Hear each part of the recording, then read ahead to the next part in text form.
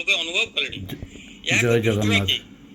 ଏ ଦେଖନ୍ତୁ ରାଉରକେଲା ପାଇଁ good news, ଏବଂ ଅନ୍ୟାନ୍ୟ ସଂସ୍ଥା ପକ୍ଷରୁ ରାଉରକେଲା ପାଇଁ ଗୁଡ୍ ନ୍ୟୁଜ୍ ଆମର ଖରାଦିନ ପାଇଁକା କରାହେଉଛି। ଦେଖନ୍ତୁ ଶୁଣନ୍ତୁ। ବର୍ଷ ହେଉଛି ସେ ଭିନ୍ନ କଥା, କିନ୍ତୁ ବର୍ତ୍ତମାନ ସବୁଠୁ ବଡ଼ ଜିନିଷ ହେଲା ରାଉରକେଲାରେ ଯେଉଁ ନୂତନ ଭାବେ ଟ୍ରାଫିକ୍ ସିଗ୍ନାଲ ପୋଷ୍ଟ ସବୁ କ୍ରିଏଟ୍ ହେଇଛି, ସେଠି ଉପରେ କଭର କରିବା ନିହାତି ଆବଶ୍ୟକ ଅଛି।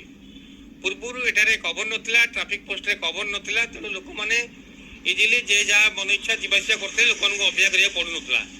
ଏବେ ଯେହେତୁ ଟ୍ରାଫିକ୍ ସିଗ୍ନାଲ ସିଷ୍ଟମ୍ ଲାଗୁ କରାଯାଇଛି, ଲୋକମାନଙ୍କୁ ପ୍ରତି ଛକରେ ପ୍ରାୟ 1.5 ମିନିଟ୍ରୁ 2 ମିନିଟ୍ ଅପେକ୍ଷା କରିବାକୁ ପଡ଼ୁଛି। ଟ୍ରାଫିକ୍ ସିଗ୍ନାଲ କ୍ଲିୟର ହେଲେ ସେମାନେ ରାସ୍ତାରେ ଯିବେ।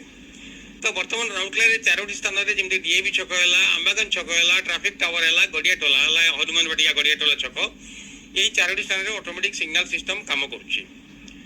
ତ ଯେହେତୁ এই 4ଟି ସ୍ଥାନରେ ସିଗ୍ନାଲ ସିଷ୍ଟମ୍ କାମ କରୁଛି, ତେଣୁ ଏଠି ବର୍ତ୍ତମାନ ଲୋକମାନେ ଅପେକ୍ଷା କରୁଛନ୍ତି ବହୁତ ସମୟ ଧରି।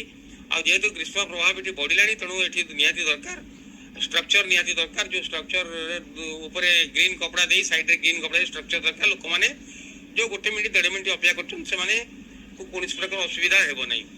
ଆଉ ରାଉରକେଲାରେ ସବୁଠୁ ସନଷ୍ଟ୍ରୋକ୍ର ସମ୍ଭାବନା ଅଧିକା ଥାଏ, କାହିଁକିନା ଏଠି ଆପଣଙ୍କର ଗ୍ରୀଷ୍ମ ପ୍ରଭାବ ବେଳେ ଟେମ୍ପରେଚର 45-46କୁ ମଧ୍ୟ ପହଞ୍ଚି ଯାଇଥାଏ, ଯାହାଫଳରେ ସନଷ୍ଟ୍ରୋକ୍ର ମଧ୍ୟ ଏଠି ସମ୍ଭାବନା ଥାଏ, ହୁଏ ମଧ୍ୟ। ଲୋକ ସେଥିପାଇଁ ସନଷ୍ଟ୍ରୋକ୍ର ସ୍ପେଶାଲ ୱାର୍ଡ ମଧ୍ୟ ଖୋଲାଯାଏ, ହସ୍ପିଟାଲ ଖୋଲାଯାଏ।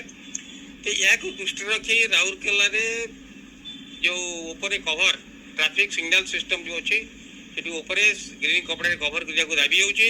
ଆଗରୁ କେବଳ ଭୁବନେଶ୍ୱରରେ ଏଇ ଯେଉଁ ସିଷ୍ଟମ୍ ଥିଲା, ଆଗରୁ ଏ ସିଷ୍ଟମ୍ କେବଳ ଭୁବନେଶ୍ୱରରେ ଥିଲା।